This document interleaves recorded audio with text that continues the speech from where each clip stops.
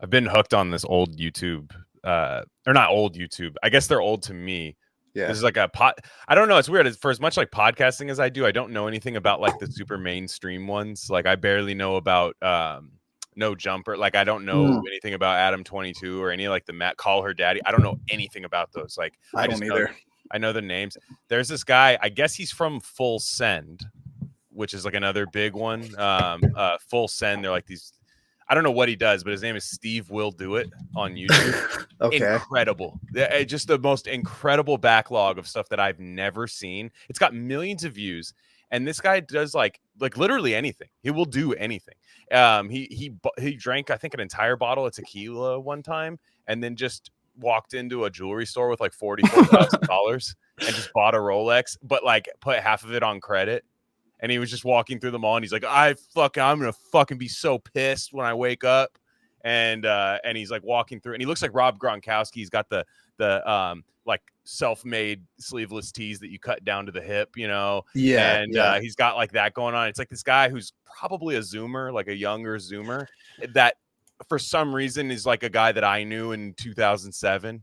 Or something. Like it's really refreshing, even though this guy's ruining his life. He's making so much money.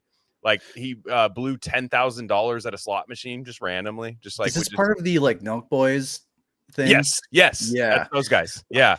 Dude. These guys. I mean that genre of podcast is funny because they're such like frat dude jerk offs, and then they like interview Trump and like they have so much access to people. That was them, right? That interviewed Trump. Okay, I'm pretty sure. Yeah. So Barron listens to them. Then all of those people are of the like Paul Brothers caliber of like podcasting, but they're all killing it. And I don't want to tune in because I get kind of jealous. I'm like, what the fuck? I'm so mad, dude. It's so mad.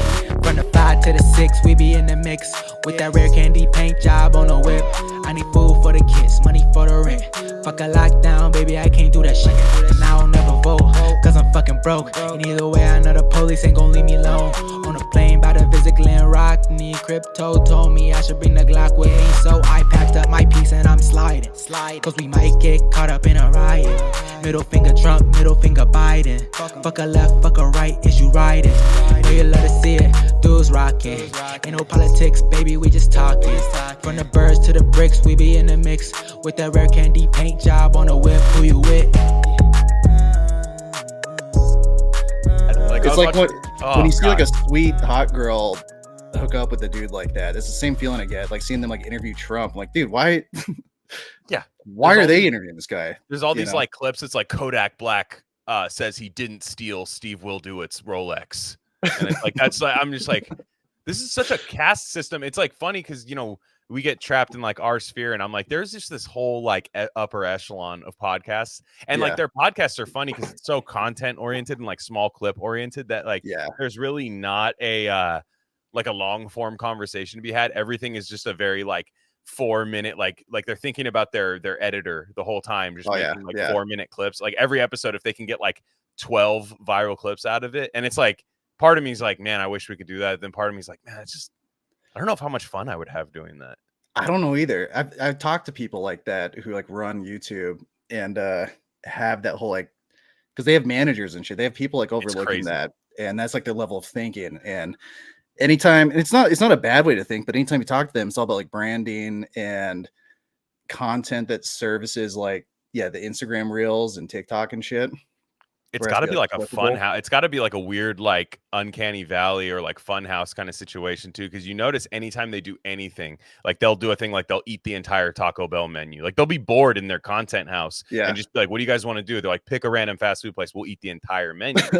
Right. And like one guy, you know, this guy, Steve, who he's just like this big, like protein powder, like pre-workout guy.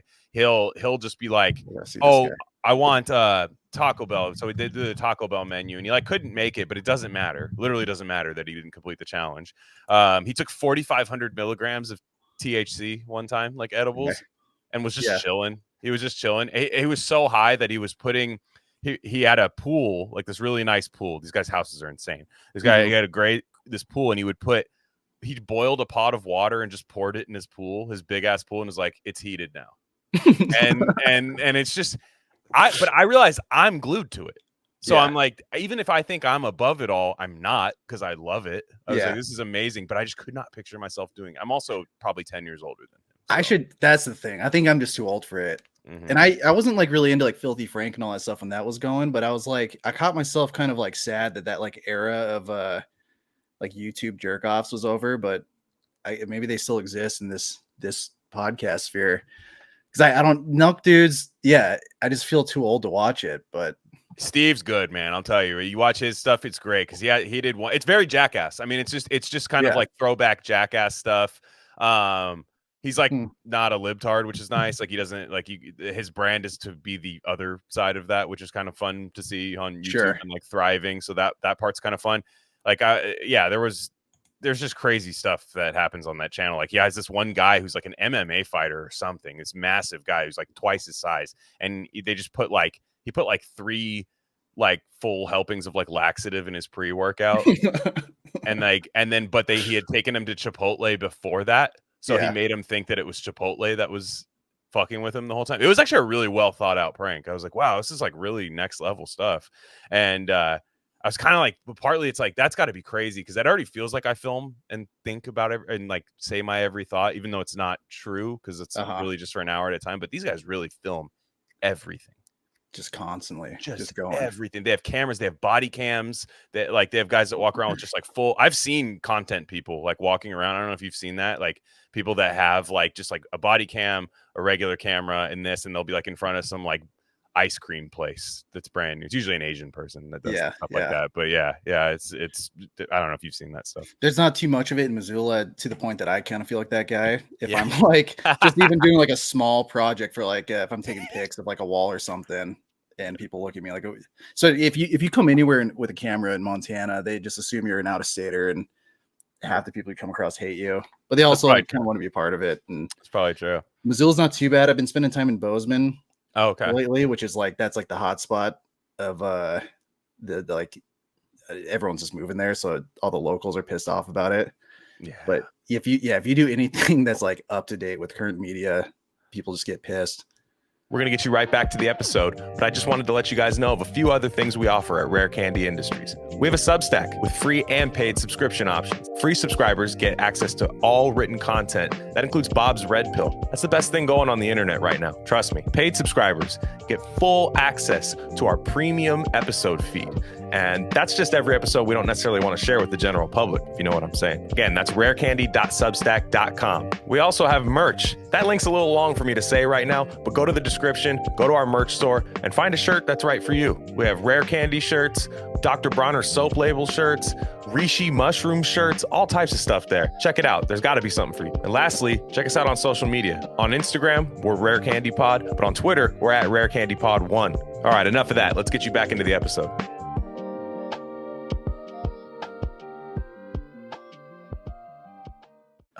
Dude. So you guys may recognize him, especially if you're listening to Gain of Fiction or a number of other podcasts too, like TPN, System of Systems, and stuff like that. We've got Ryan Simón, who's the editor, creator, founder. I mean, you do every part of the magazine. You don't really have employees. It's you. No. Sometimes they'll say like we or us just to like give the sense that there's like an operation going here. Player. You're schizo now, so it's all your little personality. That's right. Yeah. It's like that movie, the Shyamalan Split movie. It's just exactly that's what it does. But no, it's so we invoices and not paying myself and yeah, exactly. Yeah, we're up this month. Yeah. He's down. But yeah, but Ryan Simón, editor of a brilliant magazine. I had the honor of being featured in the Man issue. I didn't quite make the cut for this issue because it is the Woman issue that you've got coming out. It's available for pre-order, right? That's right. Yeah. Pre-order right now. Now I was able to check out a PDF version of it. Now I will say there's nothing like holding the copy in your hands because I have the other one. It's a thick. You have to hold that it. magazine. Absolutely. It is it's a head. I mean, you look at what's gotten slimmer, like the newspaper is so slim now. When you see like the newspaper, everything else, this thing, I was like, ooh, I was gonna pull a muscle, man. This thing is like it's thick, dude. Like it's great. So everybody go over to it's American Vulgaria. Is it the best place? You have your own website, right? For that? Yeah, American Vulgaria. That's basically it. If you search it now, you'll find it. That's tight. Yeah. So the gram. I don't have a Twitter for that. I keep thinking I should start one, but I really don't want to. I feel like you could, but not really. You know, what are you gonna do? I mean, you're just gonna. I mean, you could because you could just post pictures, and that's all you have to do is post. That's pictures. what I do with my regular. Yeah, that's true. I have 2 Instagrams. Essentially. Yeah, that's true. Yeah, I don't know. I mean, you just keep going. I mean, I will say this. Now, everyone's going to pretend they've never heard, but you've interviewed an adult films actress for this yes. Next issue. And you know, everybody gets so shocked. Well, I don't even, you know, I don't know what's been happening in that world. And who's that? But I read the interview and it was kind of wholesome in a way. Like, did it come off that way when you guys were recording? I'm happy you said it because she reached out to me and she actually, who is it by the way? Gianna Dior. Okay. And so like I actually didn't know who she was when she like first reached out. And I got like she reached out there on Instagram and you're just like, who the fuck are you? Yeah. Well, you get like porn bots. Yeah, true. True. So I sat on for like 2 days and I looked it up and it was like, you know, AVN, the AVN is like the porn awards, like AVN best new starlet of 2021 or 22 and best performer of the year. I'm like, oh, so she's got accolades. And so I responded and yeah. Well, she was a fan of Scout Dixon of issue 2. Nice. And I said this to a few people, like, I don't know what it is about Scout, but like Scout, like just hits like a lesbian nerve with girls. Cause a lot of girls have reached out to the magazine being fans of her. It's the hats. Girls love her. Yeah. And the hats and like the kind of like androgyny kind of clothing and stuff. Yes. No, I completely see it. Yes. And so she was a fan of her. But when we so I was like, let's do an interview, you know, let's just do like a regular like AV feature and some photos. And in my head, I was like, yeah, I'll ask like the porn questions, but I'm going to try to stray from that topic. And I had a hard time getting off of it, but I think even within that realm, it was pretty wholesome. And like the pictures themselves were like nice and tasteful. Yeah. She was cool. Like we got along. She's been great. She's been great to work with. Nice. And like, did you get a bunch of like weird, I mean, I guess it's only for pre-order right now. So once these things really hit circulation and new pictures come out, you're expecting like a new clientele, perhaps. I've got a lot of Indians. Yeah, I wasn't going to drop the I bomb, but you did. And Bob Vagine signs up for Yes. Bulgaria. I get these like yeah. Indians, a few blacks, but yeah, the Indians, because they'll it's funny, the ones who like they talk to you like you are Gianna Dior, like I'm Gianna Dior to these people.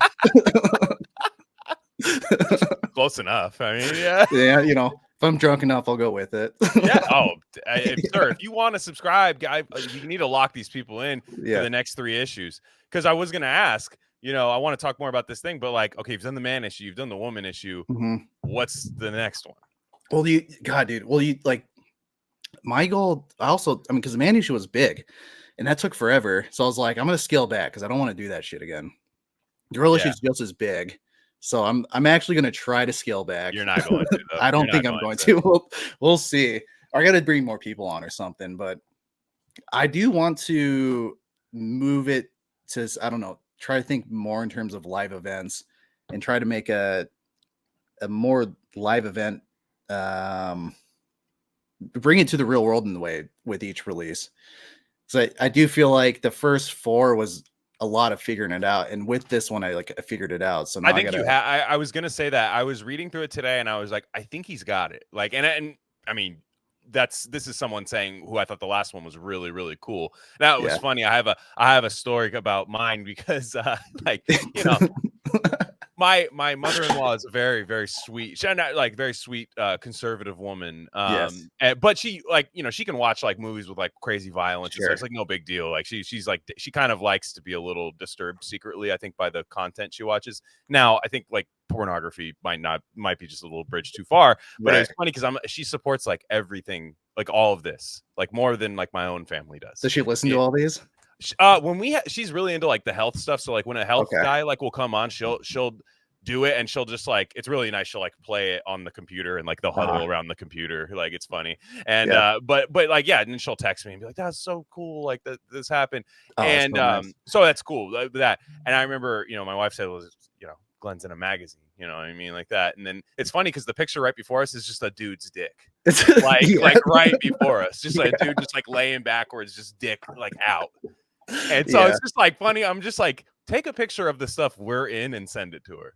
You know, like, because I don't, if she goes, if you I think we're bookended by cock in You the are. thing. Yeah, okay, that's, which is fine. I mean, like, it's fine on my part, but I was just I was laughing. I don't know really why hard. I felt that was appropriate there, just because back wall is just like the most, it was because Valak, masculine. yeah. It felt like a good spot. Usually because it's funny, I actually think about like people, especially their moms. I think about people's parents when like they're in there. I'm like, what are their parents going to think about this, or you know, if they have a girlfriend or whatever.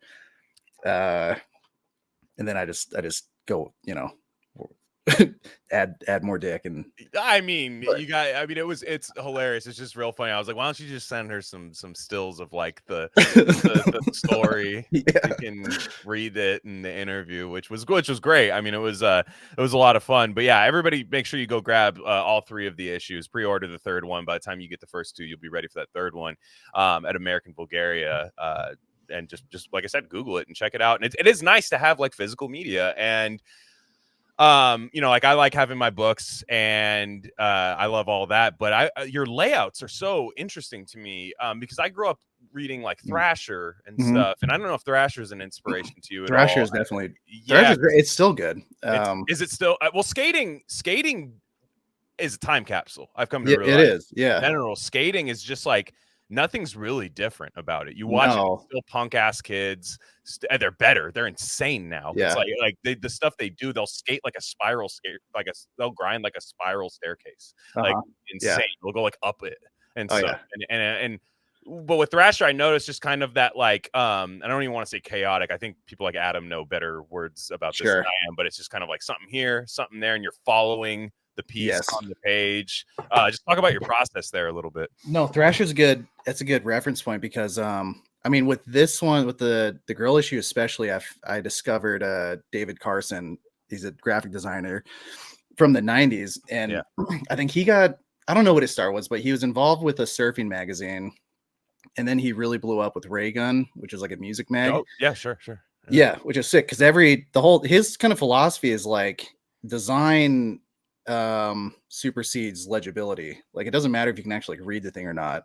It's more about like the layout, because they're with design, you know, because I think like especially now there's so much content online. Like you can get the content you want, you can read the interviews you want. So if there's going to be any justification to having a physical object, especially like a magazine, like it just has to look good, and you have to like feel good to own it, and like it has to look good primarily. And then if you can sit and read it at the interviews and whatever is interesting, cool. But I really kind of leaned into more with this one in terms of the design and worrying less about like making sure everything's like symmetrical, like lined up properly. I didn't really go as overboard as I could have, but it's anyone who's like followed the magazines right now, beginning to end, you can like see it kind of like frame, you know. And Thrasher's a good point because like like this guy David Carson, like he got started with the surf magazine because surf magazines are kind of the same way. Surfers and skaters, like they just have a sort of like innate I don't know, rebelliousness, or like they just they lean towards chaos a little bit. Yeah, and you can see that in their design philosophy, and it looks cool. And it can go like, it can get kind of corny with like, I call it this sort of like hostage, like ransom letter, you know, sort of like punk as a trademark, you know, brand 100%. Kind of thing. You don't want to be punk right now. You don't want to be punk. Punk is bad. Don't do that. Because skating is not even punk. Like they don't do punk anymore. Like no, they're kind of skating is rap right now. Like, and that's what I was thinking of too, because it's just like it's you know, following the Gianna Dior like article, and it's like it's interrupted. It's I mean, I'm reading it in PDF form. No, I will not send it to anybody. So do not DM me. It will not happen. So but you're gonna have to pre-order it. But I just reading it in that sense, I almost pictured reading it in a linear sense and just kind of like, okay, you get a few answers. Wow, there's some centerfold stuff. Boom, boom, boom. You know, like it's really it kind of, because you're competing with dopamine, right? Like you're competing with people's dopamine stuff on the internet, where these are people who watch, you know, 20-second clips on Instagram and just go, you know, a lot of people's nightly events are just sending each other Instagram reels to like group Right. chat Yeah. and stuff. Yeah. So like you really have to compete with that. And I think the chaos actually, when it's just enough, which it appears that you've got that level down, when it's just enough, I think it kind of scratches the itch a little bit. Whereas it's just when it's just vertical column, vertical column, vertical column, I think some It's people a tend task to to get through. Yeah. I don't even like reading articles on my phone, dude. Like, No, I don't either. Oh yeah. It's so hard to do. That hit me with so one of the it's like Mudhoney or like Pearl Jam, whatever. Some Raygun, whatever. I won't get into it, but like it's a good magazine. And I was reading an interview with Rocky Erickson, and the layout was like so funky and like kind of fucked up in a way that it became like fun to read, because you have to like sit there and it'd take you like 5 minutes just to get through one page, just because like the text is all misaligned and like kind of overlapping. But like if you're interested in like that musician or whoever, and if it's just kind of like just enough of a task to get through, then it's a sort of like investment thing. Like you're invested in it, and it's fun to just like glance your eyes over it. Well, because you paid for it. I mean, you paid for it, and this is like something an entire generation really knows nothing about. Not to be a boomer here, but like, oh yeah, like it's an entire thing. It's like, oh, I'm going to pay for this magazine, and then I'm just done with it. And it's like, no, oh, you're yeah. going to go back to it a bunch of times. Yeah, like with dude. the Man issue, it's like you go back to it, and you're like, okay, I read my feature, right? And it's like, even if I wasn't in it, I'm going to want to read a couple other things, and I go back to Sports Illustrated as a kid, all these other ones where I would just read the same thing over and over. I still own these. Again. Exactly. Yeah. There's something, I'm a boomer about that too, because it's fun to like own something. It's fun to like be proud to own it. And once that idea took me that I can like make something that people can be proud to own, it's like theirs. Anna had a great tweet like years ago that was like, millennials don't own anything, so like they own each other online, Damn. Which is a very like offhand Anna thing, but it's so true. And it's like, dude, I want to create something that people own, Even there's whatever. There's a swing back. You go to antique stores, dude, old Playboys are popping. And if you go to any antique store, I go to in Nevada's huge for antique stores, because it's just like a lot of old people out there, and they all have big collections. They die. Their millennial kids put all their stuff in the stores. They have just like stacks of Playboys everywhere, like old Playboys. And I mean, they have to sell. I mean, it seems like it sells. And I was wondering too about this.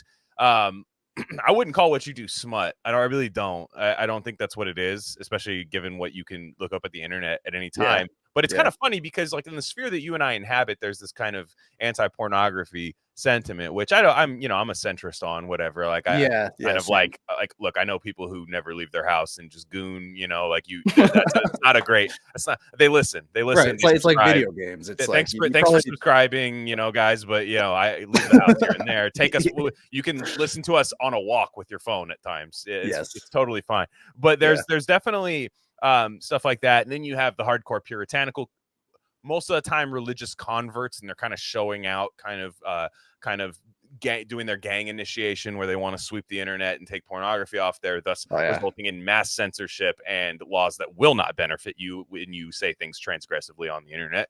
But the way I see it is there's that centrist position that a lot of people say, and I think it was popularized in like a Bill Burr stand-up bit, where it was like, and I think you know where I'm going with this. I wish I could go where Bill Burr would say porn's fine, you should just have to go buy it from the store. Yeah, it should be like a semi-shameful process. You have to actively seek out. Yes, the shame is part of it. You talked about this in your interview with Gianna Dior, like a little bit. There should be like a little bit of kind of like a little bit like people are doing it because it's like it doesn't become this kind of like mechanical factory job after a while, that it becomes now on the internet where it's just kind of like over and over again, I'm bored, and all the apps are on my phone. And I think it'd be fun if you could DoorDash it, right? Indian guy brings porn to your house, pretty funny. Right. You're the plastic's ripped a little bit, and that could be great. But like you do have that middle ground a little bit. Like you are the centrist position, because like people could take that magazine and look, I'm not telling you what to do with your issue of American Vulgaria. The possibilities are endless, but you can do the men did for years. Yes, with magazines. It should be that way. And because I'm kind of centrist about it too. Like in my rhetoric, I'm very quote unquote pro. But I mean, you can see it in the Gianna one. It's like, the way it's going now, it kind of sucks.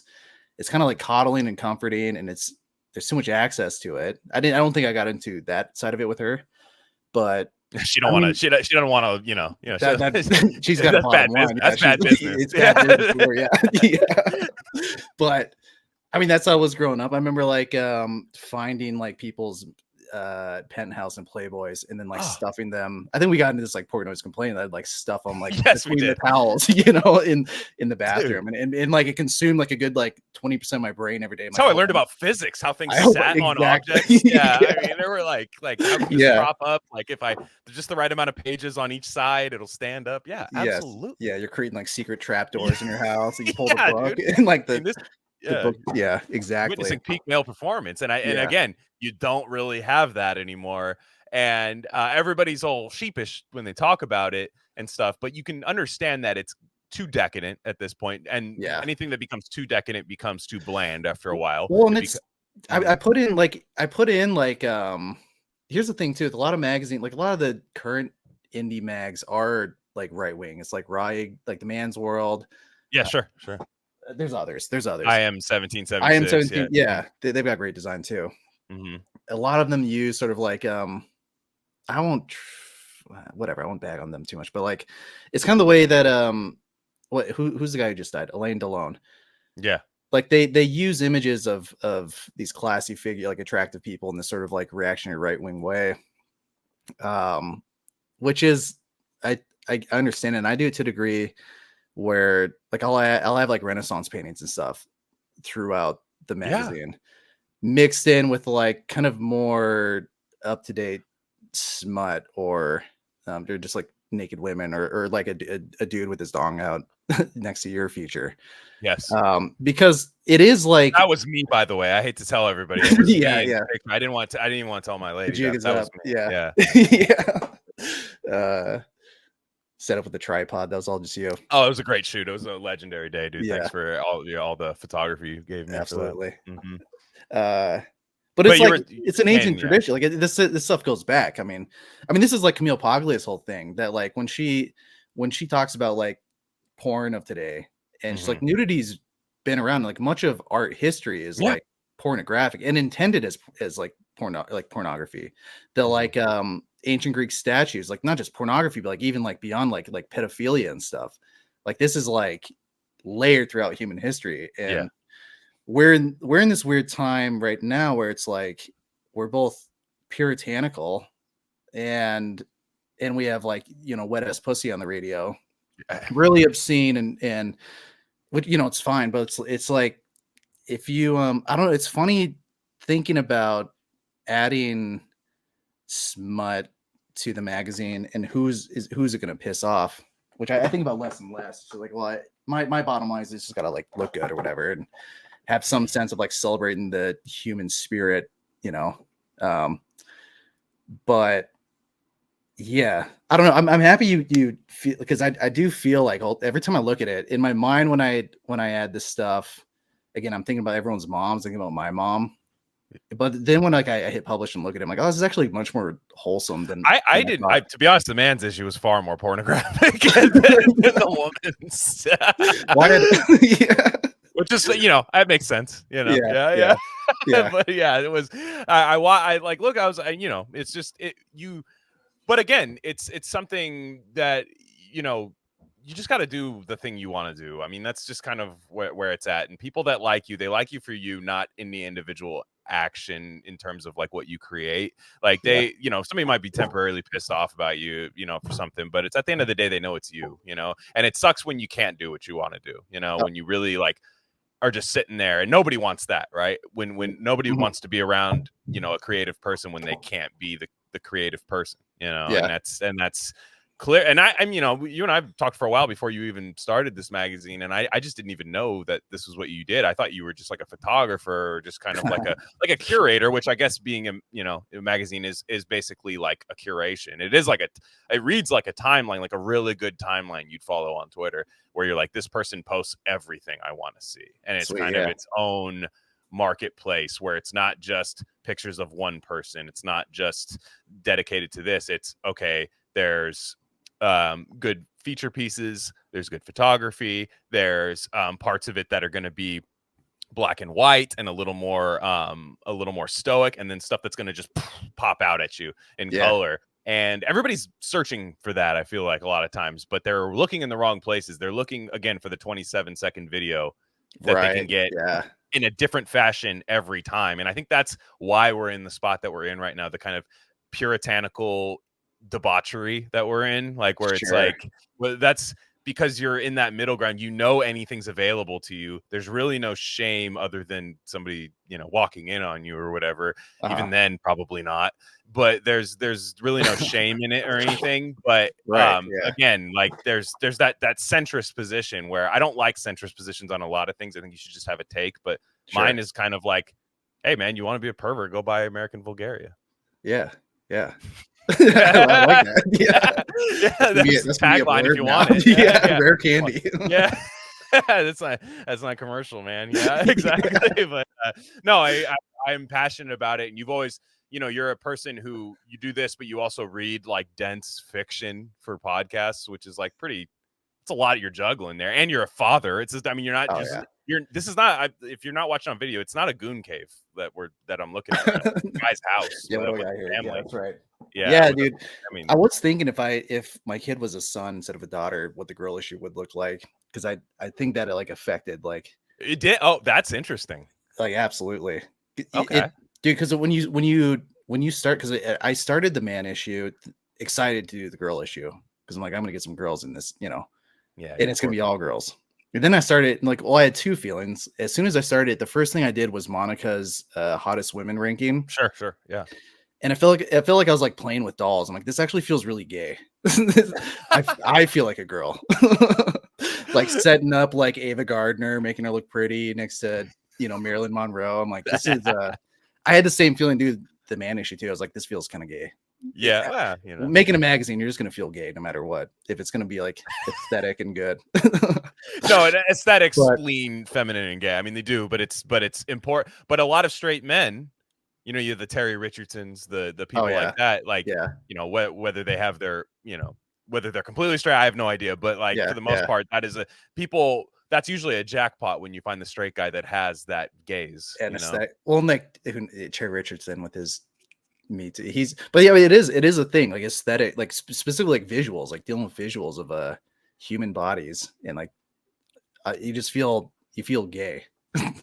Yeah, and you feel like you're playing with dolls. But yeah, I'm not just, I'm just a house full of girls, so girlhood like seeped into this, and I was like almost like midway through, I'm like, God, I'm tired of fucking girls. I want to go back to the man issue. This was a mistake. Well, obviously your daughter's far too young to really have an opinion on this right now. No. But I couldn't imagine doing what you do as a married man.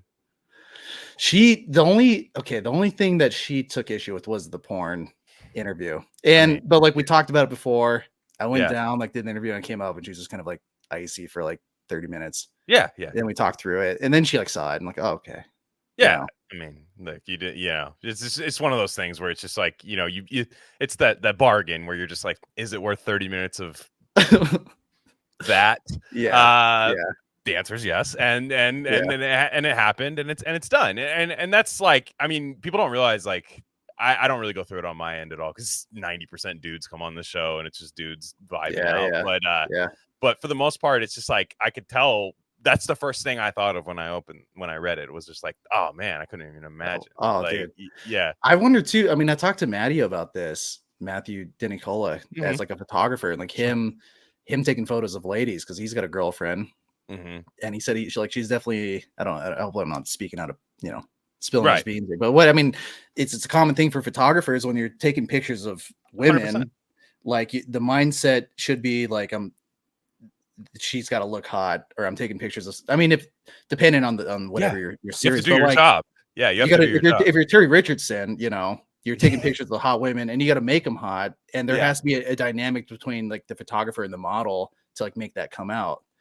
And if you're a married man or you have a girlfriend, like it's a weird dissociation you have to do, and you have to be able to think objectively, or like, I don't know, toe that line in a way that can be pretty dicey, you know. Man, and I think for them, and I'll give them credit too, because it is tough, you know. I don't think I would get as jealous. Like I wouldn't care, to be honest, that much. I think it's like if you know if I saw, you know, my lady taking pictures of like dudes, I'd just be like, whatever, do what you gotta do. I mean, like obviously, like yeah, behave, you know, but Right, like you know, I don't. But for them, I think it's I understand, because for one, they probably have an inner conflict where it's like, okay, he's doing this. This is what he does. Not every guy does this. However, I also love this about him. You know, like I kind of love that he has this eye, and I love that his attention to detail. Now they probably wish it was for like, you know, furniture. Sure. Or something. Interior design. Yeah, it's not something else. Cars. You know, but at the end of the day, like I think there's a conflict that runs through there. And the interior design is just all just like tit lamps and yeah, like I don't like this either. and a car easily Lowrider magazine all day. Yeah, exactly. That you got to do a car issue. That's the one, dude. Because that would combine all the elements of American Vulgaria. That would be. I want to do some like kind of Sturgis thing at some point. Car, bikes. That would be sick, because you are. I mean, you're not in North Dakota, but like it's close. It's close enough. Like we feel the vibrations coming this way every time. How far? Happening. I mean, I know nothing about Big Sky Country. I want to go really bad, but like how far? Montana's huge, and I'm Western Montana, so it's like still the Dakotas feel far away, but it's not too far. It could happen.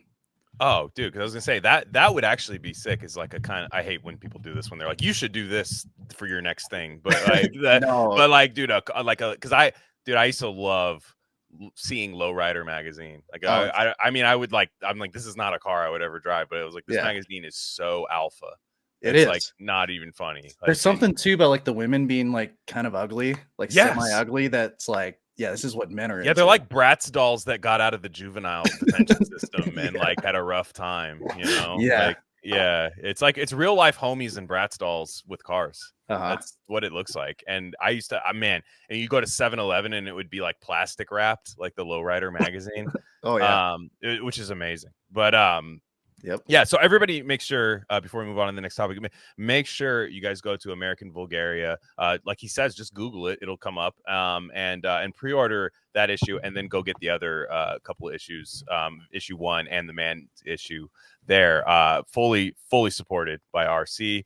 And now Psi's here. He joined us. I'm glad you got here right here when we were here to talk about possibly another. I mean, you could do the brother issue too. I mean, brother issue. I've thought about that actually. It will happen at some point. You'd have some like random like right-wing spur guy that's like, I've been a fan for the first 4 issues. This doesn't work. I'm just saying. Like dropping crime stats on you and stuff. Pull my mask off and of course he sells out. Triple parentheses Ryan Simón.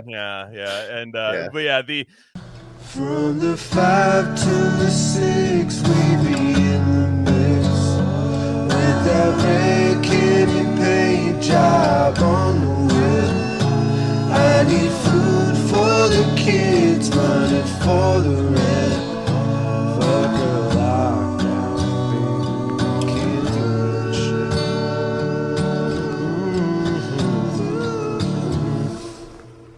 shit. We're here to talk about this, and that's I you know, you hate to pull back the curtain too much, but this is not a mystical podcast. This is a very down to earth podcast. But I remember a couple of weeks ago we dropped a very fun episode with Anna Kashian about R. Kelly, and it was really, really fun. And I was actually surprised at how many people wanted to hear about like R&B and stuff, and like 2000, because that's like one of my favorite. I love R&B music. Like I absolutely love it. From the 50s till not really today, but like until like 2015, really, like I love all that stuff. And immediately, you know, Anna was just not an Usher fan. I was like, oh, all right. I was surprised by that. Just toss those questions. Kind of, I don't know. Usher's for guys. I just came to realize I that. think so. Usher is for girls, but like Chris Brown, like you have like R. Kelly has this crazy, like Anna said, like warlord energy that like a lot of women are just like, I don't know, like they like stop in their tracks like deer, I think, when they see R. Kelly.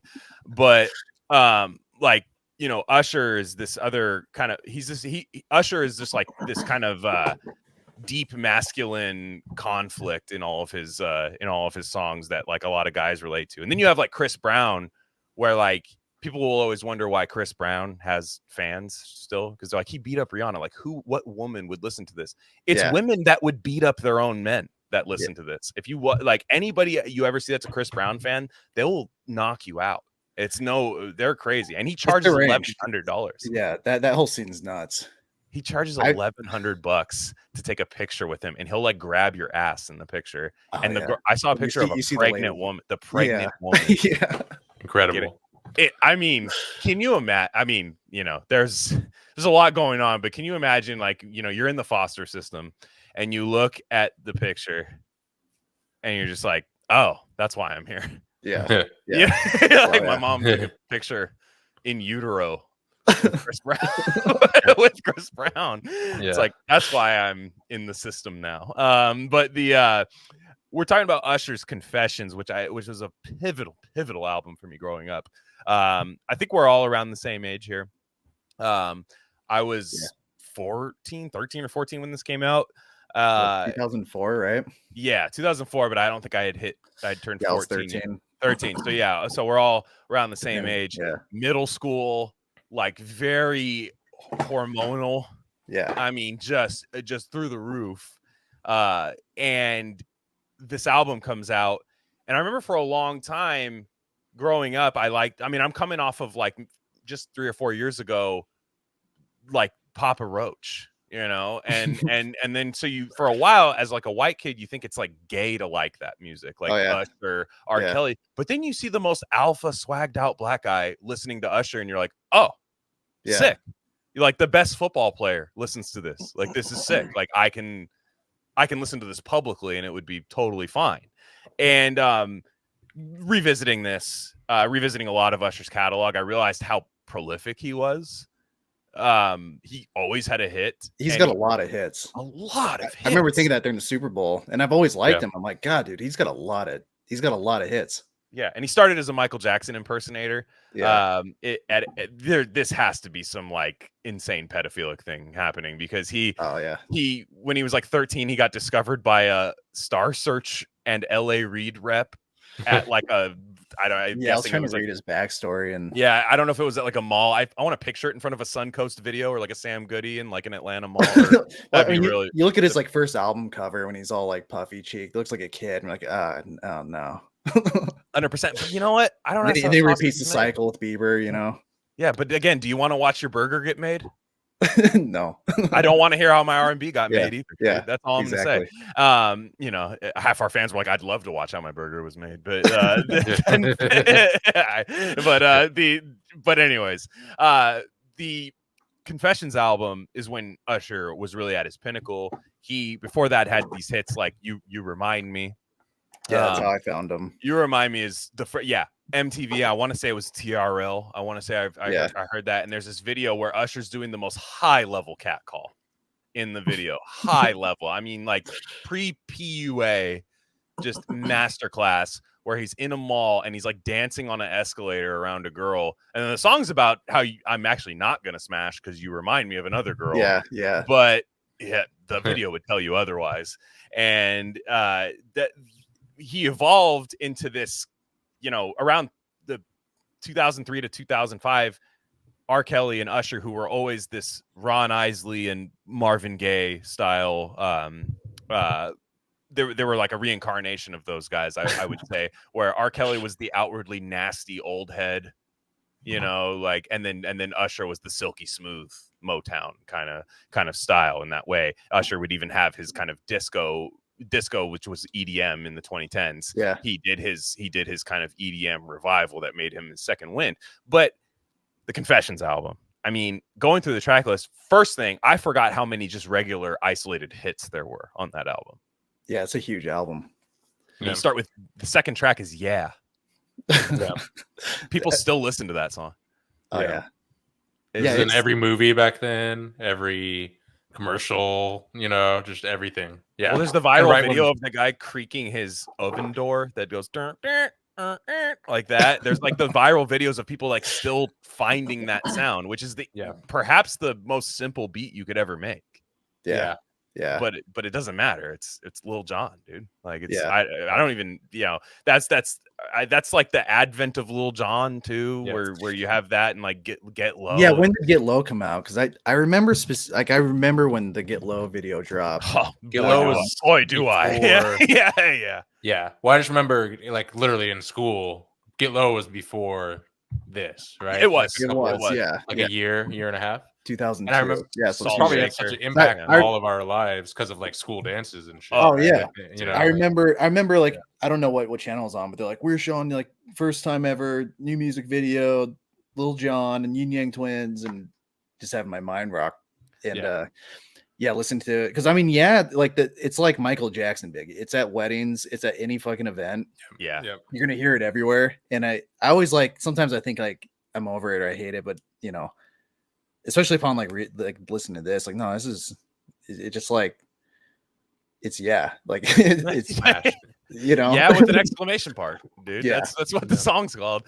You have pretty straightforward. You have Ludacris, known as Chris Bridges now since the Fast and the Furious franchises took him in. He cut off his dreads and became a serious man after a while. Right. He for a while he was Chris Ludacris Bridges, but now I think he even dropped the Ludacris in the middle, kind of like a 50 Cent's Curtis Jackson. Oh, I totally missed him even mess around. And now he does State Farm commercials. Yeah, so it's he really? Right. Yeah, he does. Yeah. State Farm bars. Yeah, dude. Do you remember the Ludacris videos though? Back in the day, how influential those were. Like Stand Up and I got in trouble for that shit because my stepdad was like, he was not into any of this, and like he specifically hated Ludacris. Yeah. Because he had a sort of like he had the whole afro chicken and beer kind of thing. Like he was aggressively like his whole brand was black in a way that like pissed off a certain like Fox News watcher of the time, you know, Bill O'Reilly type. Yeah. Did Bill O'Reilly like chimp out about Ludacris? Wasn't that like I thought like specifically Ludacris? I thought he got really mad about. I think so because that's probably because like I had a lot of CDs, but like it was word of mouth that I got in trouble for. And that seemed odd to me because it wasn't as it's kind of Luda's always like was pretty word silly, of mouth you know? Splash Waterfalls though because that was a disgusting song. The splat that is I almost feel on the mixtape, but I'm like this is gross. Yeah, I remember I was like my mom back in the day would buy me the edited version of Eminem, and then after a while like you know she didn't like Eminem. She was like this is bad. Like, and she was pretty good about like being into the new music and stuff. She wasn't like a church lady or anything, but she was into that stuff. But she was like, that you're not listening to like Criminal by Eminem, you know, but it's like, you know, half the time you, as you get older, you like fill in the blanks automatically. So it's not really edited anymore. Right, and then after a while we'd get the full ones. And I remember, Ludacris word of mouth. I remember, Chicken and Beer, and I remember the Get Back video, which I have a little distaste for because he got made fun of Mac Dre in that video, which is fucked up. But really? Yeah, he did. The guy that the rapper that meets him in the bathroom, like trying to like collab with him, is supposedly Mac Dre, and he like punches him with his like robot arm. Or that's a like funny story because that was like a real thing. I guess Ludacris was in the Bay. And Mac Dre, honestly, like I hate to defend Ludacris, but Mac Dre was like high off 4 e-pills and like went up to Ludacris in the urinal. I was like, hey man, like let's fucking work together. And he's like, who the fuck is this? Like, who's this guy with a Chris Angel Mind Freak hat and a Letterman jacket and like huge sunglasses talking to me? Right? Yeah. So he didn't understand. Like I get it. You know, it's like who would? You know, there was a big thing about how rappers like Eminem referenced it, how they weren't like able to even take a shit in a public restroom without somebody coming up to them. And like Ludacris rapped about it, Eminem rapped about it, and I think it was The Way I Am, where he's like, and I can't take a shit. Yeah, that's right. And no, I won't sign your autograph. You know, it was a big thing back then. And they're all backed up and pissed off. Yeah. But so like around this time, like Atlanta R&B was this kind of LA Reid and Babyface, a lot of LaFace. That was kind of their collab. They would take Jimmy Jam and Terry Riley, who are absolute just legends. I mean, just from the get-go, Minnesota guys along with Prince. I've always thought that was a really crazy thing that those two people just come out of the Minnesota, which you just wouldn't think with Right. the music they put out, but maybe there's something about Minnesota that creates that type of individual sound that you can pick out anywhere. And but yeah, it starts off with then it goes into like hip hop, like and you could tell it's a Just Blaze. Just Blaze did not have his tagline in this, I noticed, and I wonder if it was too mainstream of like an R&B album. They're like, we're taking out the Just Blaze, like we're taking that out, dude. This is an Usher album. Who do you think you are? You're not gonna stand out in here. But that it has Jada Kiss on there. I forgot about the rap element to this. That's right. Yeah. Well, that whole like intro is funny because like it sets up like the idea of like a concept album of like this being his confessions, you know, and then immediately jumps into like there's no concept for like 3 tracks. No. And then like it kind of like maybe throwbacks like missing his ex or something. Yeah. So like there's something there. I didn't realize, we're both Dilla heads. I'm sure you are too, and I didn't realize that Dilla was kind of doing an homage with that sample to this. Sure. Aretha Franklin? No, it's Dionne Warwick. Okay. Which is a great song. And obviously he did that maybe a year and a half later. And those were 2 totally different worlds in my, like, I reached all this music at different points, and just listening for this podcast, I was like, oh shit, that was totally a little hat tip to Just Blaze and all that. So that was cool. Oh yeah, dude. Just Blaze was like that. I mean, when the Fabulous Breathe song came out, I stopped. Everything stopped for like a month, so I could listen to that song over and over again. It just was like, whoa, I've never heard anything like this in my life. And then the concept truly. You're right, Ryan. I think this actually is like the Dostoevsky reflecting in my notes from Underground Den with Throwback. Where he's like, I'm going to start the concept album, but first let me tell you that I'm just this lonely man sitting in my, sitting in my basement right now. Usher's little goon cave. It's goon cave. Yeah. Well, even to get before, because like even like thinking about, because this is like it's an album you just like a lot of R&B you just kind of absorb and you just listen to and like, oh yeah, this is groovy. And this is the first time I actually listened to it like critically or like, analytically for this show, which like it makes it way funnier because the way it just like hilarious. Adds up. But like now like the next like 3 or 4 or 5 songs like that is like the concept album, and then and they're all massive smash hit masterpieces, by the way. I tell everyone. Confessions, the first part of Confessions, albeit I don't think it's as good as Confessions Part 2, or as catchy.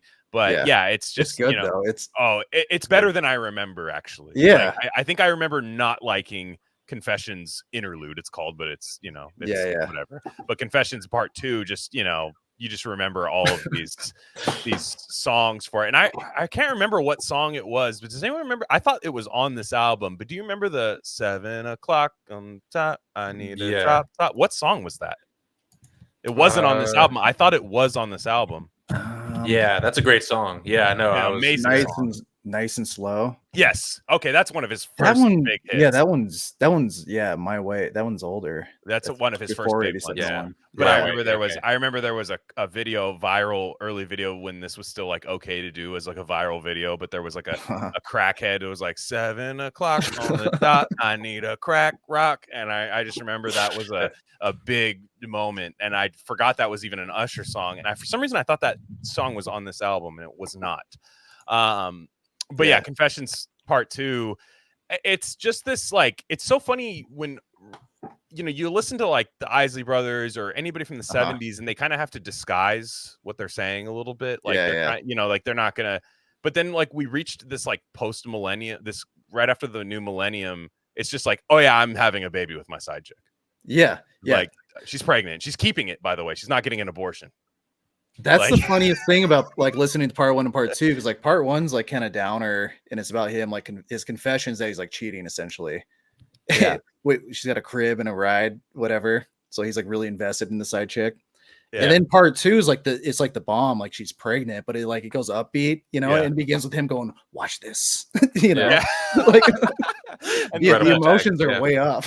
I know. That's what's funny is he has to make sure he's like, I'm still swagged out during all of this. You know that. Like I'm still alpha as fuck during this whole album. There's no like I'm crying, but I'm tight. I just hope you know that. And thread the needle. It's like I'm not a bitch though. I'm sorry. Whatever, anyone can get mad at say this. Peter Thiel did not influence this take or whatever. But when like black dudes cheat, it's so funny because like they'll Yeah. just like they'll be like when I worked in a warehouse for a long time in this really like just warehouse with like a lot of like ex-gang members and like ex-felons and stuff. Some of the coolest funniest guys you'll ever meet. Oh yeah. And they will just be openly talking about cheating. They're like, yeah, I'm gonna see this bitch later. Da, da, da, da. I go home to my girl, and like they'll like go through like graphically talk about what happened and stuff. And then everyone will just be like, and they'll be like, oh yeah, and then I gotta go pick my girl up. She works in like the department next door. And you're just like, and then like the whole plan will crumble, and he'll be like, who snitched on me, bro? Yeah. And I'm like, you told everyone. Yeah. You know? Yeah. like you told you had a megaphone. It was like a union rally. Yeah. You're like Jimmy Hoffa. Yeah. And then just despondent when it crumbled, like, oh shit. Dude, like, how, yeah. And she's hey, I'm not gonna lie, she's tripping too, bro. Like she's overreacting. Yeah. And that's like what this album reminded me of. Oh, totally. Like, because like when white guys cheat, it's like this like born identity shit. Yeah. You know what I mean? Like it's like Alfred Hitchcock. It's like sign the ledger with this name on the hotel. Throw your phone out the window. Oh, dude, exactly. Like bass playing in the background. The opposite would be like St. Augustine's Confessions, because I almost brought that out because like his whole thing is like he wrote a whole fucking book about how repentant he is. He had to seek God and you know for his like sexual misdeeds of his youth. And like Usher is like, yeah, I cheated, I got a girl pregnant, and then like 3 songs later he's like, you my bad girl, you know. he just goes deeper. Oh, for sure. No, it's Dmitry Karamazov, dude. If anyone has ever read Brothers Karamazov, dude, Dmitry Karamazov straight up knows that he's just like I can't do good. Yeah. But like he settles for these things. In Dostoevsky, they call them sprees, where they go all over and just have like big gambling nights. Everybody's drinking and happy, and they like prolong like the inevitable sadness. And that's kind of what this album is. It's like, is like I'm at the club and like no one can stop me. Yeah. And then, you know, Confessions Part 2 is like somebody stopped me. You know? And then to me, I mean, Burn, I think is still this is like my favorite song on this album. It's so sick. I do love first off, I wish I had a falsetto, because whenever I do wrong, if I switch to falsetto, I don't think you can blame me. Yeah. Oh yeah. I was thinking about that this time. It's like, dude, he's got a great falsetto. He's Marvin Gaye to me. He is like the new age Marvin Gaye. I mean, he's not as good as Marvin Gaye, but like he's that new like millennium, like post 9/11, like LG chocolate phone Marvin Gaye. And that's just kind of like how it comes off, because he's able to really get in that like falsetto, and he also has that like lower register, or not lower, but he's able to kind of he can like croon. He can croon. It's exactly what it is. He can croon. And it's so good. By the way, I was listening to Same Girl today, which I haven't stopped listening to since after that. It's so funny. When they're trying to figure out if it's the same girl at the beginning, it's so funny. When there's like, did she go to Georgia Tech? And he's like, damn. Damn. Dude, that song beginning to, I've been listening to a ton too, because like they have that, they're like singing this conversation and going back and forth and like connecting the dots, and then just the way it escalates. And what gets me every time is like when they're all riled up is like within the song, like Logic itself, R. Kelly sings that like when they confront her, they're going to be like singing the song. And he's like, they're going to confront her and like sing the chorus to her. And she's going to be looking so stupid. I know. You know? And she probably will, dude. Because like, you know, I mean, she's an educated woman, but like, what did that get you? You lost Usher and R. Kelly. So funny. Yeah. And you lost them. Caught Up is great too, because it reminds me of Drumline, which came out around the same time. And I loved Drumline. Shout out Nick Cannon. I forgot about that. Yeah, that dude. No, in the South, it's marching bands are a massive thing. Dude, I remember going to with Crazy Mike Video to rent that and talking about like Sturgis, this old biker dude next to me. So what was that movie, Jessica Alba, Honey? Oh, that was out. Oh, I remember. Yeah. And this guy, I was looking at the movie, and this guy like he's like chuckling. I look at him, he like the whole time he's like staring at me holding Honey. He's like, you want to watch this? You want to see this? Yeah. I'm like, who the fuck are you? He's just like, Honey, like set it back and like that. Like, what are you, gay? You don't want to watch Honey with me? Exactly. It's one of those like flashbulb memories. I always think about that guy. Dude, this album is all this unlocked, because dude, that from like not so much this era. This era is just just being 20 years old is what maybe is a little hazy to me, but like the 2010s like is really hazy because of the mind altering substances and chaotic parts of life, which Usher, I do want to talk about Usher's 2010 period because it is he's a constant. You don't realize how much of a constant he is. There's a lot more songs from then too that, like, we talk about Daddy's Home and oh bro, well, he's like he has that Pitbull song and all that too. Like I forgot about all that. Oh my God. Like you said too, that was like my 20s. So I was just like, my 20s were like, especially college was split between like the first 2 years was Avicii, and then like BLM dropped, and then it was like Kendrick Lamar, and that's all I remember about like college. And you would say Swimming Pools, which is literally the worst Kendrick Lamar song ever. It's not a good song. It ascended on house parties like this gloom. I remember. Hey, you guys want to put on my anti-alcoholism song at the Sky party? Exactly. I remember just like as soon as BLM happened, like that song started popping up in house parties, and people like suddenly just like, hey, you know, this song's about Kendrick. He's an alcoholic, man. And I'm like, dude. You might not know it because it's deep. But like, just give me Avicii. Give me. You hear that when he switches his voice? That's actually another character. That's a character. Like that's like italics, bro. Yeah, I remember feeling so like that was the whole when that dropped. I was like, oh, this is music now. It's just gonna suck for the next 10 years. I remember having that distinct thought, like this. Yes, and I'm not even like. I did like I'm not even me like, too. I did like I'm prophetic or that we talk, you know, where it's like no, but it's I was like, oh, this is not gonna be as cool as what this is the bad song because that kind of music like had a place where like you listen to it privately and you like you talk to like your weird friend stoned out, like where you just like parse out the lyrics, like you wouldn't play it at house parties, but it became like part of the public, and then you're like you're just in this hostage situation where you're like if you don't like it you're in trouble. And like dude, no. Exactly 100%. And obviously another one that's great that I've always loved the song Superstar. I love the interlude, the number one. That's me is when like the concept like breaks down like every it does. No, like, it does. The album like lost focus, and I've been listening to that one like most on this repeat because I totally forgot about it. Good, dude. It's so good. It's a straight up Marvin Gaye song. Like it's but it's like dude, he totally forgot about the chick he got pregnant. Yeah. Like well, you could even make the argument that like this might be the Get Her Back song. Like come on, you're my superstar. Like come on. Dude, I mean, you know, the one I got pregnant, like, you know, she's keeping it. That's on her.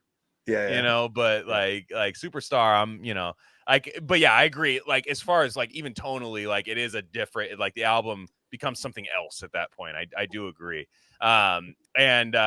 But all these songs are good. Like Truth Hurts, Simple Thing. Like these are all like good songs.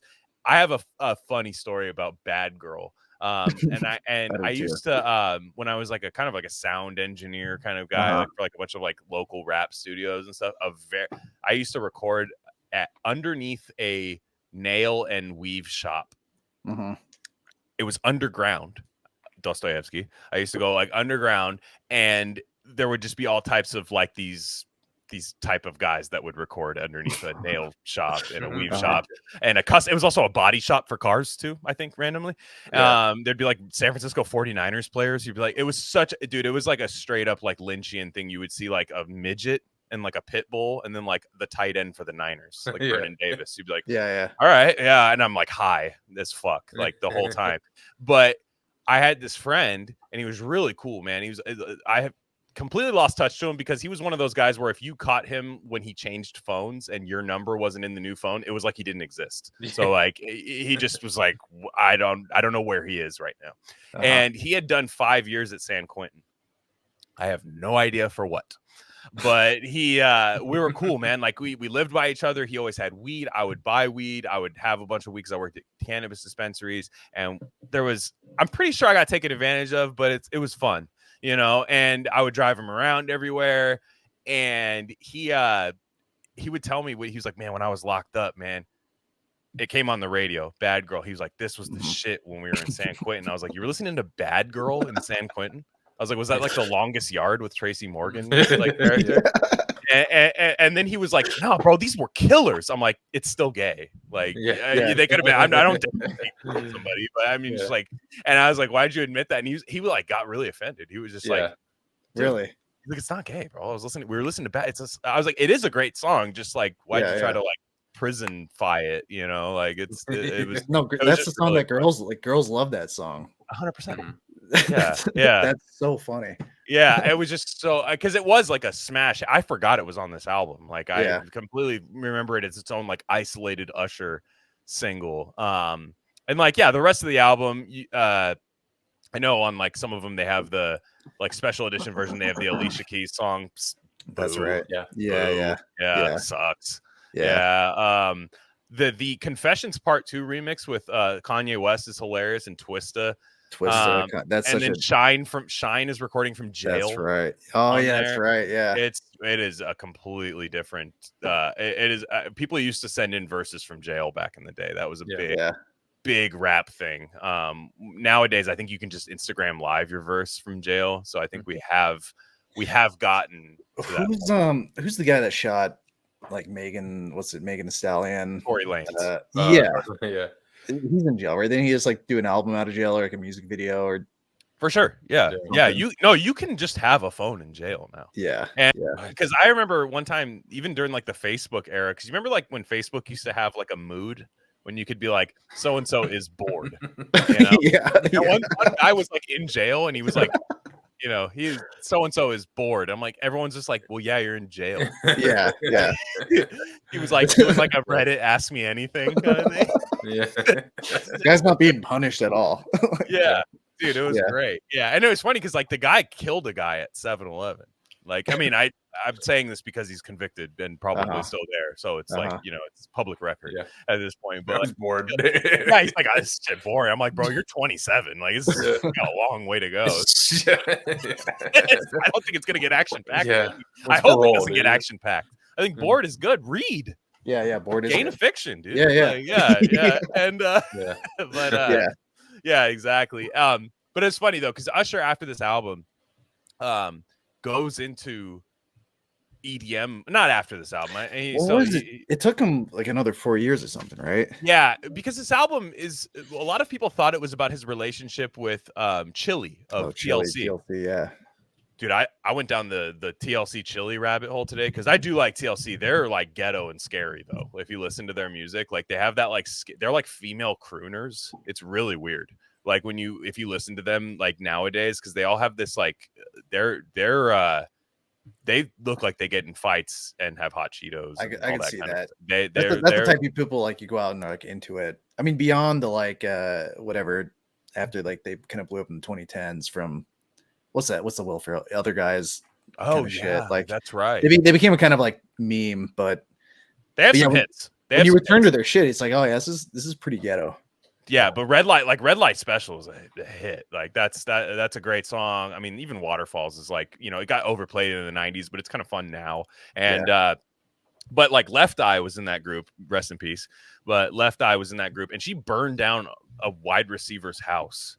Burned down Andre Risen's house. Andre Bad Moon Risen by Chris Berman nickname. But yeah, she like just burned down his house. I'm sure he, had I'm sure he had a Confessions Part 2 thing that happened, right. such. But but then Chili was kind of like the chill one. I think Chili might have been chilled. Yeah, she might have just been chill. Dude, you will. If I gave you 5 guesses who she's married to right now, you wouldn't get it right. Oh God. What direction? Give us a hint. What direction is it? White. Okay. We talking? Is it like a 90s, Kamala Harris, Doug Irma? No politics. No. This is grassroots. But no. 90s child star. I mean, you guys won't get it, but it's just it's he was a child. Matthew Lawrence from the Lawrence Brothers. Damn. Okay. Dude, Joey Lawrence. He was the middle brother. He was on Boy Meets World. No way. Like cool. No. No way. Dude, that's wild. It blew my mind. I was like, you go from like, can you imagine? Like, even him in his senses, like, damn, Usher used to hit this. Like, yeah. Like on his mind, like it's just like, whoa. Like, wow. How did I get here? You're probably asking how I got in this situation. Like it's kind of crazy. Because she talks about it, and she said they had more of a. He did not get the side chick pregnant. Like that's not what happened, I guess, between Usher and Chili. What happened was they were both superstars at the time, and maybe Superstar might be dedicated to her. I mean, I could see that being in a sense, Sure. but she was just like, we're both going to be doing like our thing, and we're not going to do like a Beyonce and Jay-Z thing. There needs to be like animal sacrifices for that to happen. But they basically were like, before we hurt each other, let's split up, which is its own R&B kind of song essentially. Sure. They split up, and so a lot of Usher content came out because he performed at the Super Bowl. So like there was a lot of like millennial nostalgia people, similar to what we're doing right now, but we're saying, is that about this? And apparently Usher was kind of getting stories from like Jermaine Dupri and all these other people who like did all this stuff and kind of told a lot of other people's story. He kind of told the story of a lot of people, and I think that's why it resonates, because it's like kind of a compilation, kind of a collage. That's like the Wikipedia blurb on the pregnancy thing is like, it's just kind of vague. Like, this is inspired by a conversation with Jermaine Dupri. I'm like, okay, so Dupri did it. Like, so deaf, dude. Yeah, he just got because Jermaine Dupri had like them franchise boys at the time. Like, that's right. Like, yeah. The tall T guys. That was amazing. But it was funny though, because after I think in the 2010s, I don't remember when this song actually came out, but I worked at a radio station for a while, college radio, and I had this guy. He was like kind of my friend, kind of not. You ever remember those friends like in your early 20s where you're like, I kind of don't like this guy, but we hang out every day? Yeah. And I feel bad because it's like, if he heard that, I'd probably be like, what the fuck? But he was also one of those guys where it was just the most transactional friendship ever, where it was like, I would do these things because I worked at a cannabis club. So if I would always have like ounces of weed on me at all times. Yeah. Obviously I get invited everywhere. Yeah. And there would be times where I'd get invited somewhere and I'd be like, oh, cool. You guys taking care of the weed tonight? Cause I don't have any. And I would do it as a test. I would have it, obviously. I already have it. Yeah. They'd be like, oh yeah, we're not even like really sure we're going to do that. So I was like, oh, so I know why I got invited. Whatever, I'm fine sharing, but I hate that that's like the reason I'm there. Sure. But he was that type of guy. He would like not have any money. He had like early 2000s Dodge Stratus, 212s in the back, like just it was just a total stoner car. And he would pick me up and we would just go drive out and smoking. And until he got into like really rap, he was Persian, so silk shirt, all the stuff you would ever bro, all that kind of stuff. Yeah. 300 had just come out at the time, so like that was big. Persian kind of, it was a South Park thing was happening, and he listened to Daddy's Home constantly by Usher. It was kind of one of those things where I'm looking and I'm like, this shit does slap. Like, don't get me wrong, like this is tight, but like that, like, this is your song? And he's like, fucking sick. I was like, no, it does. It does, but it's me and you hanging out in the car. Like I'll listen to this with my lady. You listen to this with whatever you have going on. Yeah. This should not be playing right now. Like, we work at a radio station. You curate music. And he's putting on Daddy's Home. And I'm like, what did he want to happen?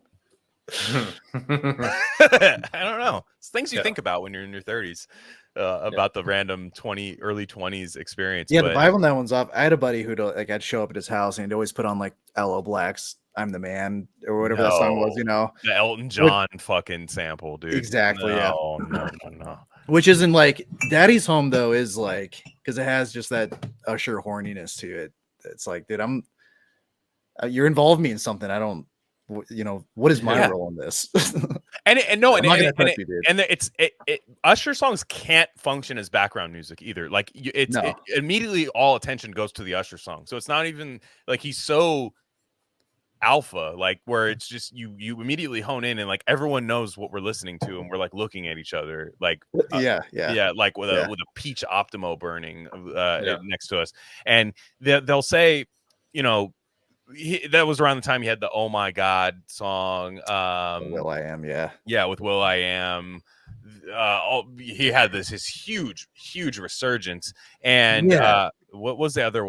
Love in This Club was like, that was the one that was always like at high school dance and shit. And that's where I was like, that was a hit. Yeah, that was everywhere. I I feel like it's better now than it was back then, though, right? Didn't it feel a I little felt that played out? there was the one that pissed me off was Moving Mountains, because I remember that one like I don't even know being that song. played around.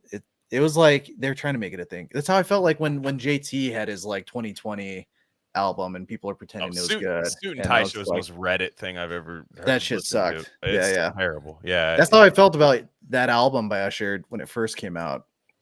Was like, but now it's like now that we have so much like MK Ultra reggaeton slop. Oh yeah, it's like you hear Daddy's Home, you're like, this is next level. Oh yeah. And at the time, I was like, ah, man, Usher's just phoning it in. Usher's not doing Let It Burn anymore. Like he's lost it. One of the funniest ones from that album is Trading Places. Do you remember that one?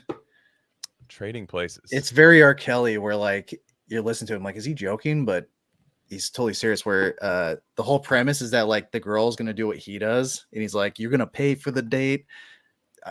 What does he say? He's like, usually I'm on the top, tonight I'm on the bottom. Great. And like, oh dude, he's just like such like a backhanded compliment to himself that he's like singing to a girl.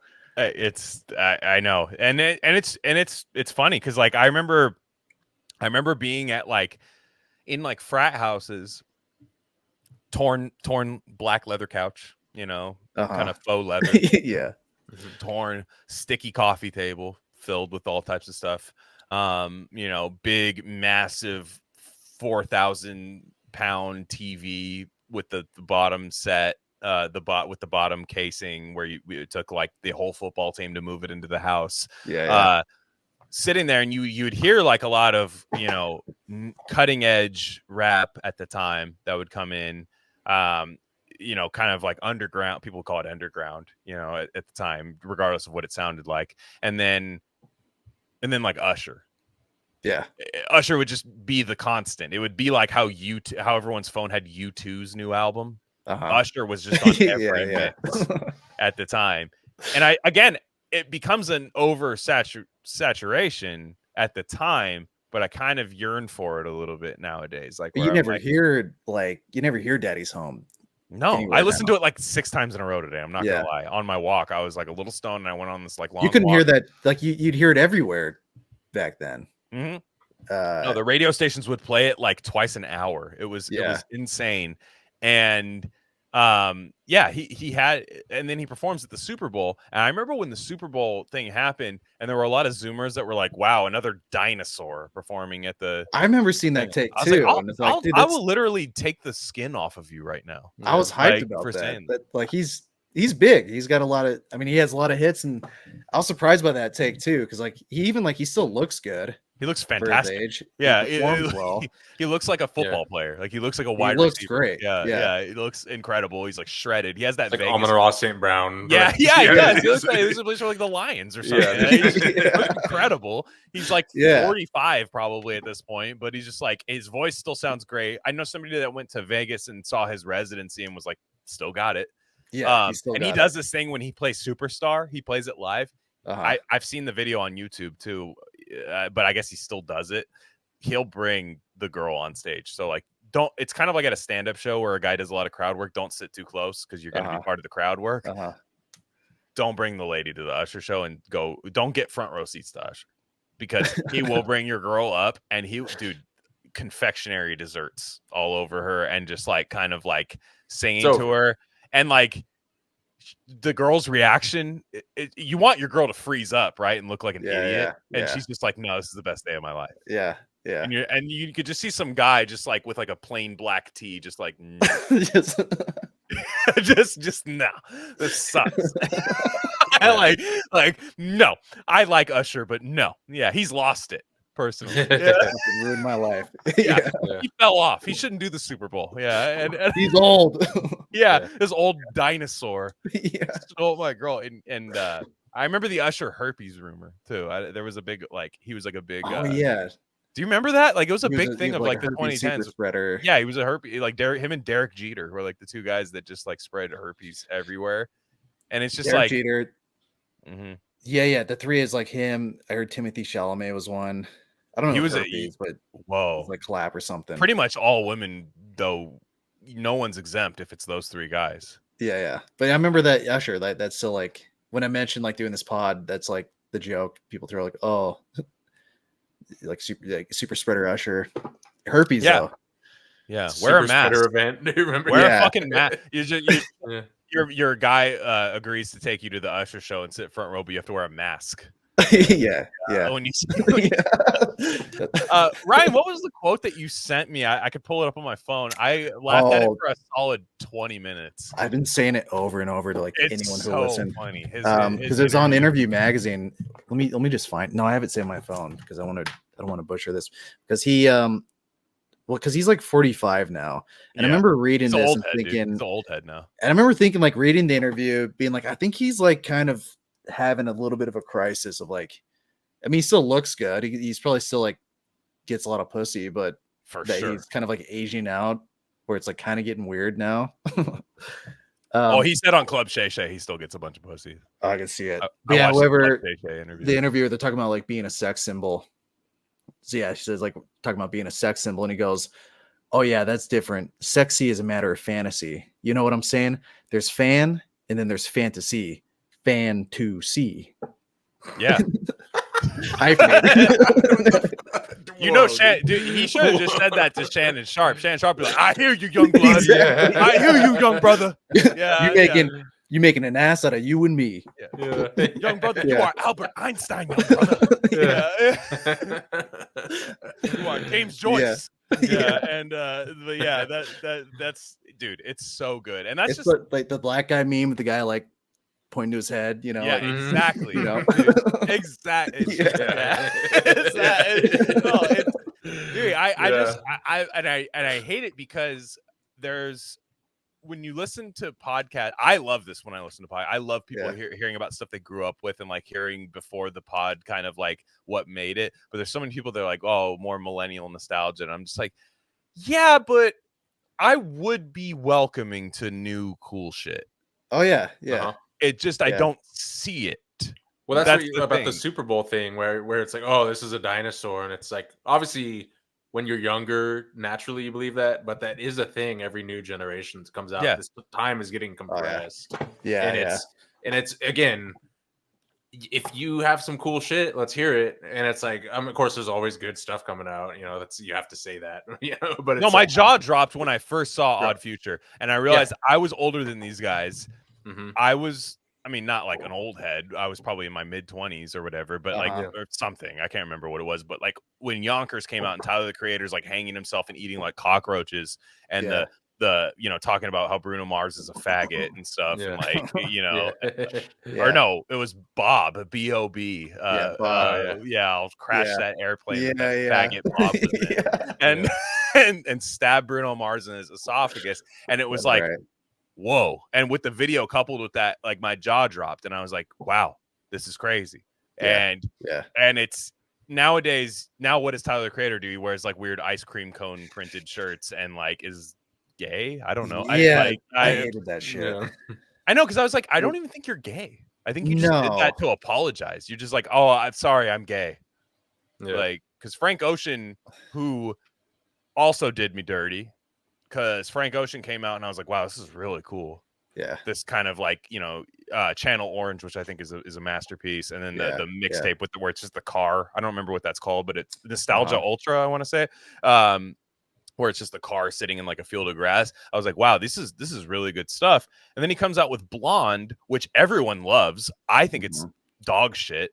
And it's no one has any star staying power anymore. It's crazy, dude. No, and it's an unfinished album. Stop giving me. Don't say it's stripped down. It's unfinished. It's your bullshit fucking songs you wrote down and recorded on your phone, and then you're like, "I'm so emotional, I couldn't finish it." I don't get that. Like Tyler's, I don't get his like. I mean, selling out is such a dumb phrase, whatever. But like the whole point of like the 2010 social media things that you can just do shit on your own. You know, you're not beholden to anyone, and that was like what was cool about Odd Future was like these guys could just keep going like this if they wanted to.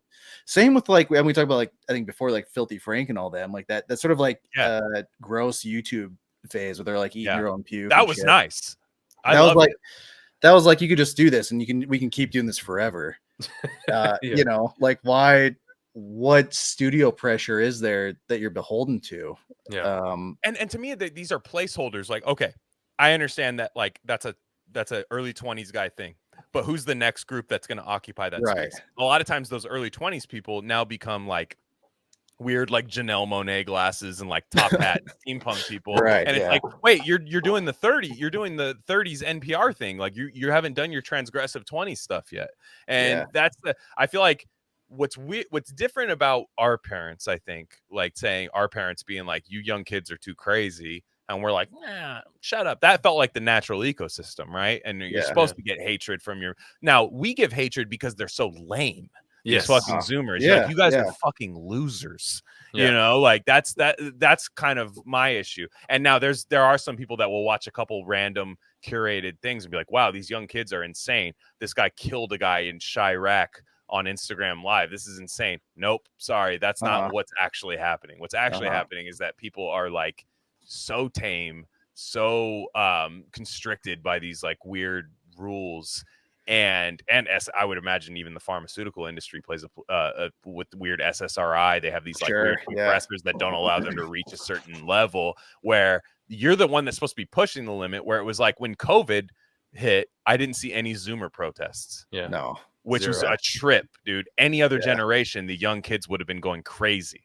Yeah. Well, you had to be like a young, like the college Republicans club, which is lame or something. I know, dude. Which is gay. Like you're gay. Wear a like, bow tie and shit. Yeah, that's not supposed to be our opposition. It's supposed to be the people, even if they don't know why they're opposing it, they're supposed to be opposing it by nature. Yeah, and like Vietnam or something. You know, like like absolutely. And that's why I feel like it actually is a bit unique. And yes, this might be cope as a man turning 34 in a month or whatever. Like perhaps this is a bit cope for me. I will say that, but I'm like, you need somebody telling you that you're lame. Like you need somebody telling you to chill out rather than that you're lame, I guess is what I mean. And I should be telling you guys, whoa. Yeah. That's crazy. Because the only thing scarier than your kids, and also, you know, we're not really of kids' age or anything, you know. Ryan has a daughter, so but like not teenage daughter though, right? I mean, I guess what I'm saying is like, like the only she's so lame. I guess what I'm she's a loser. No, but like the only thing scarier than your kids being all wild and crazy is them being total losers that can't get off their fucking phone. That's that's like way scarier, right? Where you're like, what the fuck? They're not even having a childhood, you know? Get in trouble a little bit. Exactly. You know, like I should be busting into your room and be like, what the fuck is your problem? You know, like rather than like, you need to go do something, or like you need to make a friend. Do I have to arrange a play date for you at 14 years old to make a friend? You know, and it's a lot of it's the tech, a lot of it's the, you know, there's a lot that happens. But I just remember every Usher, just to bring it back to Usher, every Usher memory I have involves being around people. I listen to Usher, parties.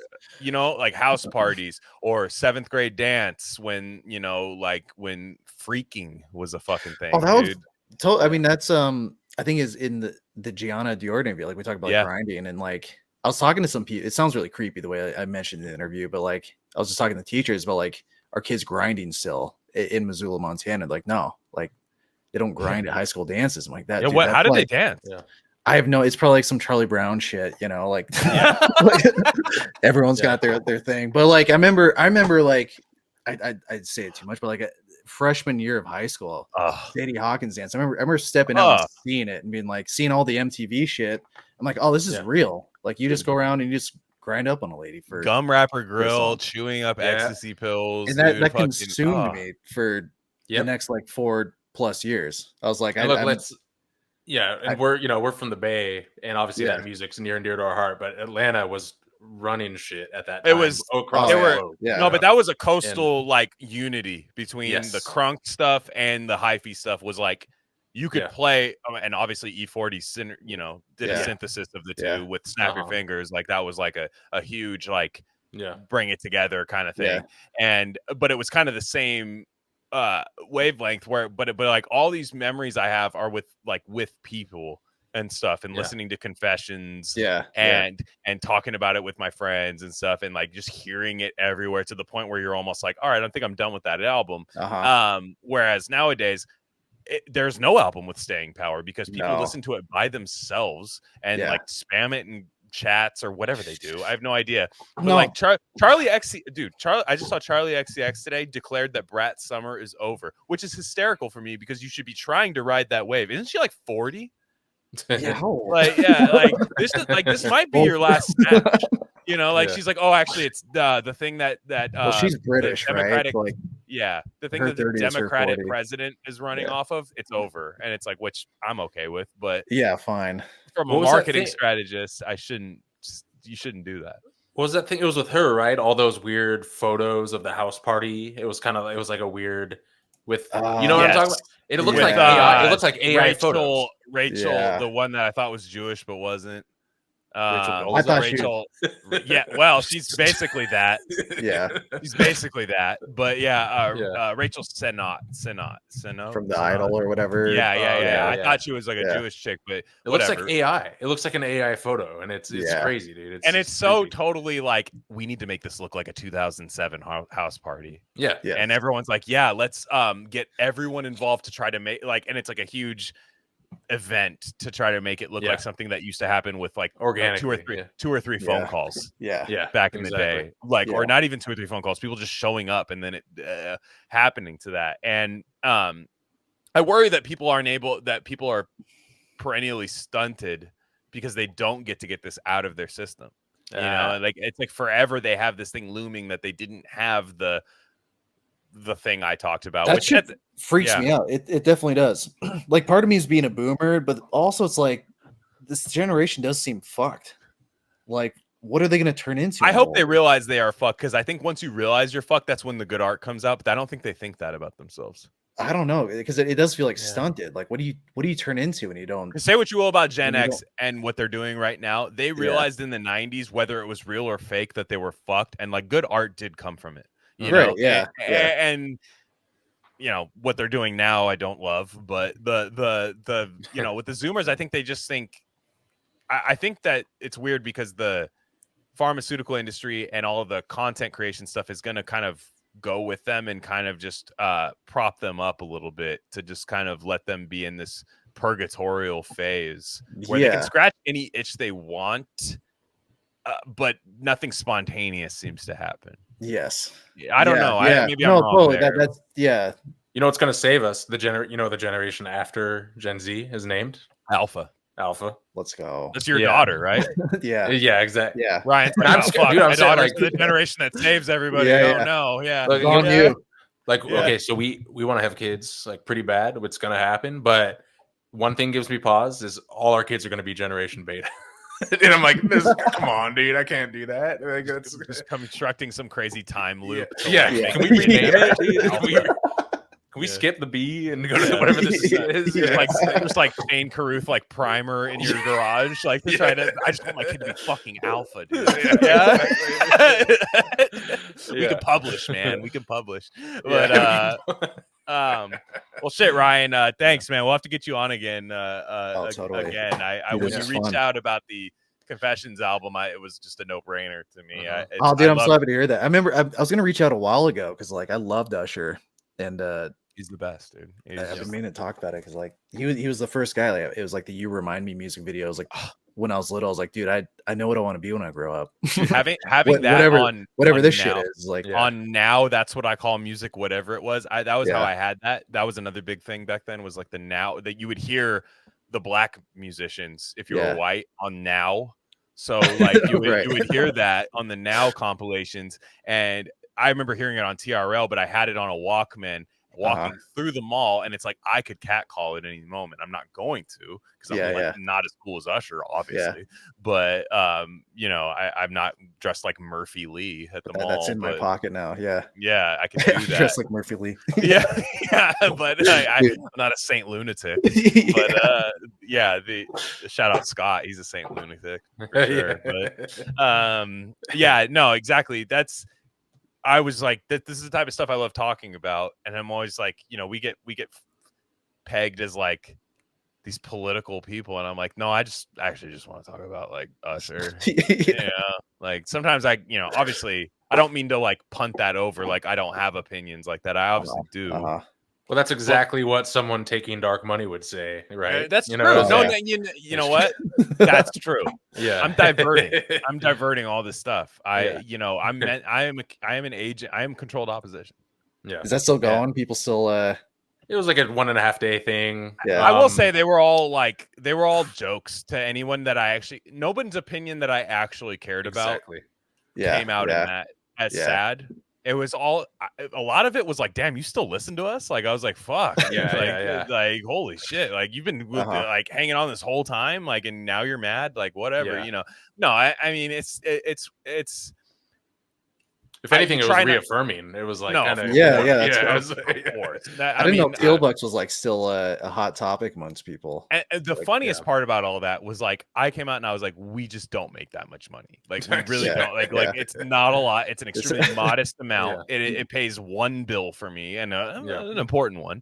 But like it pays like one bill, and if I were, but then there was like another big brain response to it where they'll be like, okay. That's perfect though, because that's exactly what Peter Thiel wants, is to create a modest amount of money. You don't know where it comes from. I'm like, sadly, I do know where the money comes from. I know all these people. Some of them are guests on our show. Like it's like it's a very like farmers market ass like thing. Yeah, exactly. It comes from their account. I wish I didn't know the guy that was giving me the money. Like I wish it was like some. Wow, a lot of times we'll send them $5 too. It's like a circular.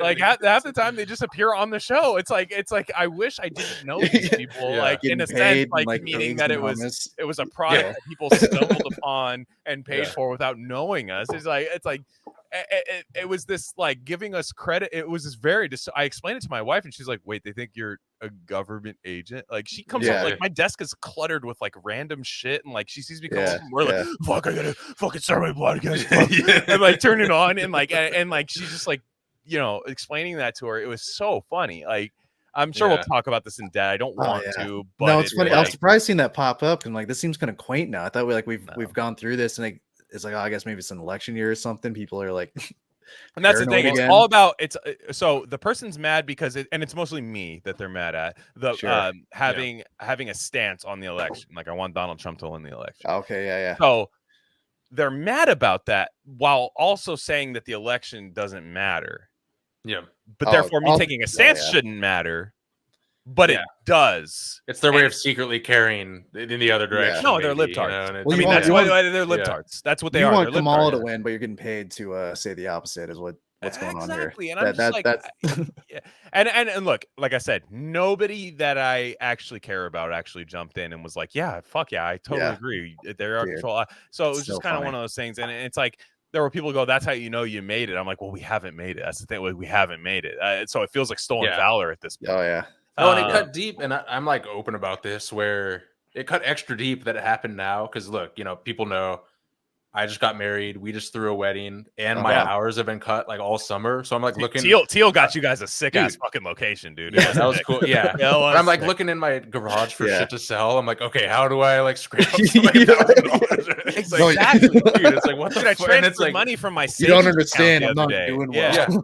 Yeah, and it's like, dude, everyone's accusing of this. I know they work some dumb tech job, which is fine, but it's like, come on, you make more money than you make like 4 times as much money than me, probably. You know. It's so retarded. Yeah, exactly. And it all stemmed from somebody getting like made fun of in our Discord, and then they decided to run out. That's really what it came from. They got made fun of in our Discord. It was a very not even that bad, and then it turns into actually odds-on favorite. Well, I'm a gambling man. It said odds-on favorite that Rare Candy gets Teal money. I'm a betting man, so I will put you to. I'll take that. Yeah, I'll take the odds. I will bet on that. So if you go odds-on favorite. Put us at plus 1,200. I will ride the money line on that one. But yeah, Ryan, American Vulgaria, please go check it out, dude. Like it's you're always so nice, and I don't want to on shows, and I feel like you get swallowed up by the podcast you're on. So I wanted to make sure we highlighted your. I appreciate it. Your magazine. Thank you, man. It is wonderful. Like I being featured, we got Alec and I got featured in it, and it's on my bookshelf, the one over off screen. I go over there and I like just thumb through it every once in a while. I'm just like, that was great. I'm in a magazine, man. This is so sick. Like this is and seeing other both people. Your guys' faces are in there. You are, Psi is in there too. Yeah. And I gotta get out, dude. I gotta get out to Missoula, dude. I gotta get out to Montana. I feel like RC in Montana would kind of go crazy. Montana, Clint Eastwood kind of tip. Yeah. Clint Eastwood was in Montana a lot of Western. I mean, he was in Italy for a while, but a lot of his later Westerns, I believe, were shot in Montana. So, or either that or Wyoming, but either way, I mean, I drove apparently a truck he owned recently. And whoa, that's fucking crazy. I didn't dig too deep into that. We're an hour and a half in the episode, and you tell me. Yeah. I just wanted to believe. I didn't model year. Let's go. Yeah. What happened? What truck? I don't. She just this person had this truck. I'm like, oh, that looks sick. And like, oh, I used to like belong to Clint Eastwood. Jesus Christ, what? And so I just drove it. Well, what was it? I mean, what? I don't know. I didn't. Was it like was it old school? I mean, it was like 90s. Oh, okay. Something, yeah. Oh, I could totally see him in like a 90s, like S10 or something. Like, oh god. I'll ask. Yeah. Well, it felt sick. I felt close to him. Yeah, well, make sure you guys check out American Vulgaria. I know our fan base is not compromised, but they do buy good stuff, and I fully endorse it. And make sure, if you're here for the first time, make sure you go to rarecandy.substack.com. Ryan's been on a couple episodes of Gain of Fiction. That's all on our paywalled episode. He did the Billy Budd episode and Portnoy's Complaint. Both of those are very sexual books. They both, they are. Surprisingly, they're quite sexual. Yeah, both of them. One involves a boat and a bunch of guys. The other is a Jewish man and his girlfriends. There is a middle of the Venn diagram though on that. And next one coming up is the Dashiell Hammett episode, doing some fun hard-boiled crime stuff, and followed by Kurt Vonnegut's The Slaughterhouse 5. We'll get Size Book Club popping back soon too. Now that he's in married life, so there's a steady line. Yeah. Happening. So on that note, guys, everybody have a safe week. We will catch you guys